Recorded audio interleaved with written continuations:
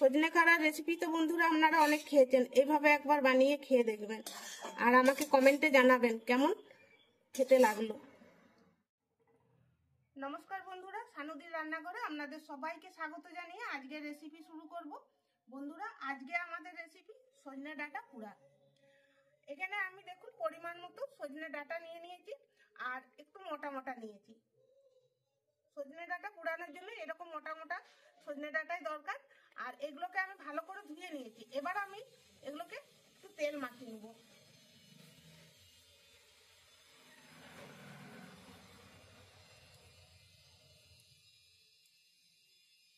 বেগুন পোড়ানোর সময় বা টমেটো পোড়ানোর সময় যেভাবে তেল মাখিয়ে পোড়ানো হয় ঠিক সেরকমই এভাবে তেল মাখিয়ে নিতে হবে।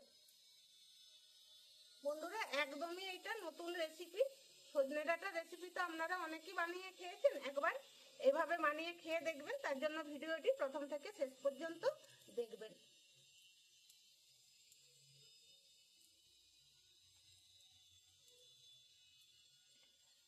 এবার আমি কি করব দেখুন, সজনে ডাঁটাটা বেশ লম্বা আছে, পুরাতে কিন্তু অসুবিধা হবে, সেই জন্য আমি এটা দুটো টুকরো কি তিনটে টুকরো করে নিচ্ছি।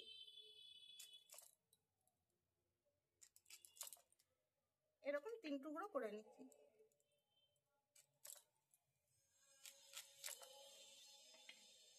ছাল সমেতই, ছাল ছাড়ানোর কোনো দরকার নেই এখন।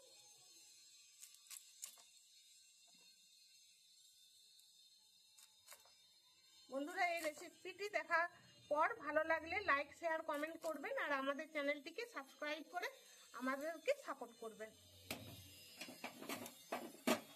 এবার আমি গ্যাসের মধ্যে একটা ঝাঁঝরি বসিয়ে দিয়েছি আর এগুলো আমি দিয়ে দিচ্ছি। গ্যাসটা একটু আমি কমিয়ে দিচ্ছি। এই দেখুন বন্ধুরা, এইভাবে আমি দিয়েছি, এরকম করে উল্টে পাল্টে আমি পুড়িয়ে নেব। বন্ধুরা, এখানে আমি দুটো টমেটো নিয়েছি আর এভাবে কেটে নিয়েছি, অল্প একটু একটু করে কেটে নিয়েছি। আর এখানে দেখুন আমি বেশ কয়েকটা ছোট আলু নিয়েছি। আলুগুলো গোটা আছে কিন্তু এইরকম মাঝে মাঝে পাতলা পাতলা করে কেটে নিয়েছি।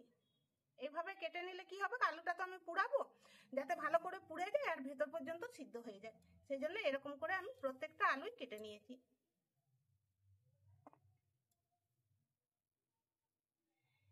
এখানে আমি একটা শিক নিয়েছি।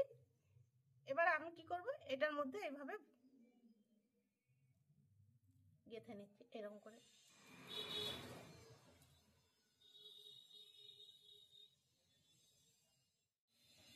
এরকম বন্ধুরা সব সজনে ডাঁটাগুলো আমার পুরানো হয়ে গেছে।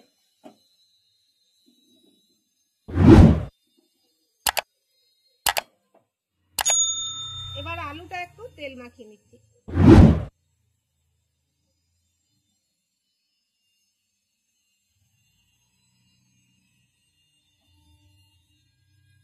টমেটোটাও একটু তেল মাখিয়ে নিচ্ছি।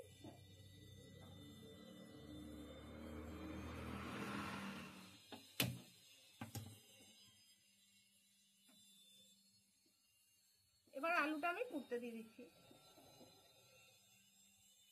টমেটো দিয়ে দিচ্ছি দুপাশে দুটো। এরকম বন্ধুরা সব সজনে ডাঁটাগুলো আমি পুড়িয়ে নিয়েছি আর এখানে টমেটো আলুও পুড়িয়ে নিয়েছি। এবার আমি সজনে খাড়াতে একটু জল দিয়ে ধুয়ে নিচ্ছি।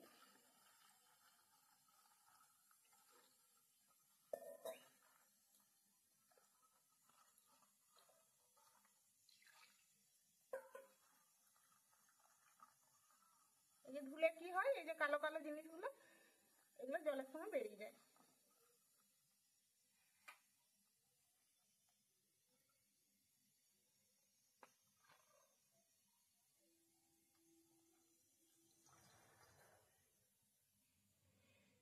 এবার দেখুন খাড়াটা এভাবে চাপ দিলেই ছেড়ে যাবে।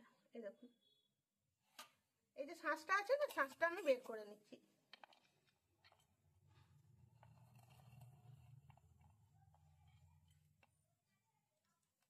চামচ দিয়ে সহজেই এভাবেই দেখুন উঠে যাচ্ছে।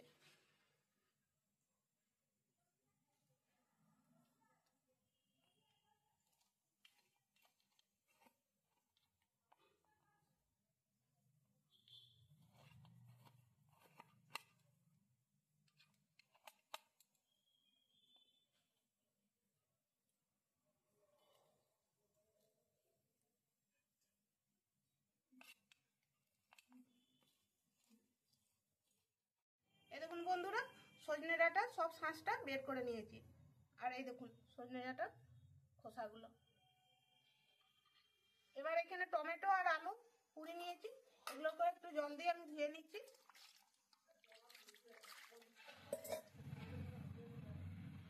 উপরে ছালটা আমি ছাড়িয়ে নিচ্ছি।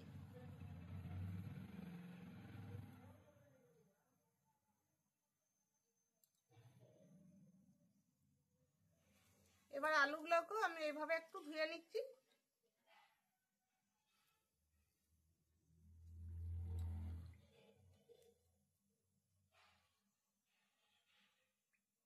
আলুগুলোকে এভাবে কেটে দিয়েছি তো সিদ্ধ হয়ে গেছে খুব সুন্দর।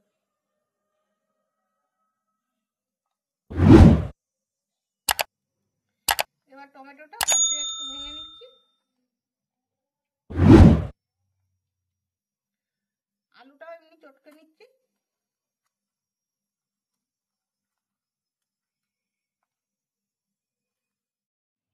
এবার কড়াইয়ে সরষের তেল দিচ্ছি। পরিমাণ মতো সরষের তেল দিলাম, মোটামুটি 2 চামচের মতো দিলাম।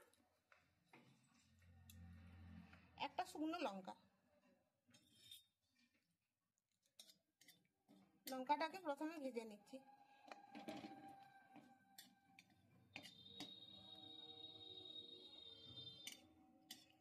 লঙ্কাটা ভাজা হয়ে গেছে, তুলে নিচ্ছি।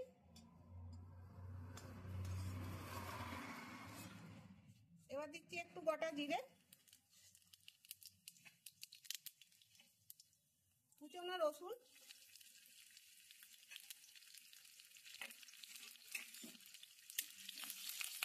রসুনটাকে একটু ভেজে নিচ্ছি। রসুনটা ভাজা হয়ে গেছে, এবার দিয়ে দিচ্ছি পেঁয়াজ কুচানো।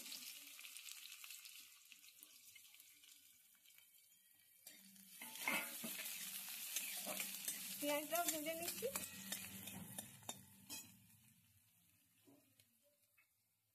এবার এই শুকনো লঙ্কাটা এর মধ্যে আমি চটকে নিচ্ছি।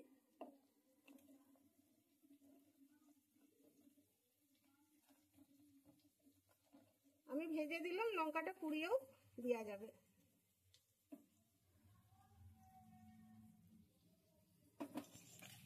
এই দেখুন বন্ধুরা, পেঁয়াজটা আমি খুব বেশি ভাজিনি, অর্ধেক ভেজেছি। এবার আমি দিয়ে দিচ্ছি টমেটো, আলু, সজনে খাড়া, শাঁস সব দিয়ে দিচ্ছি।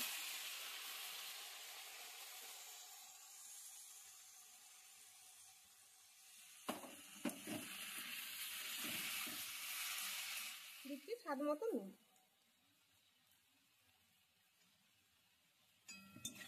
এবার খুব ভালো করে মিশিয়ে নিচ্ছি। বন্ধুরা, আশা করব আজকের এই রেসিপি ভিডিওটি আপনাদের ভালো লাগবে। ভালো লাগলে লাইক, শেয়ার, কমেন্ট করবেন। আমাদের চ্যানেলটিকে সাবস্ক্রাইব করে আমাদেরকে সাপোর্ট করবেন। একবার বাড়িতে এইভাবে আপনারা বানিয়ে খেয়ে দেখবেন, খুব সুন্দর লাগে। গরম গরম ভাতের সঙ্গে তো খুবই সুন্দর লাগে।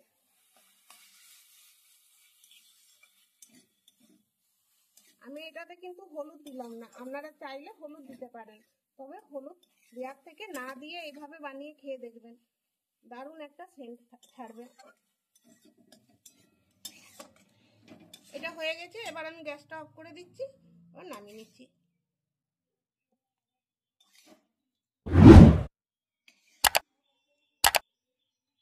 সজনে খাড়া রেসিপি তো বন্ধুরা আপনারা অনেক খেয়েছেন, এইভাবে বানিয়ে খেয়ে দেখবেন আর আমাকে কমেন্টে জানাবেন কেমন খেতে লাগলো।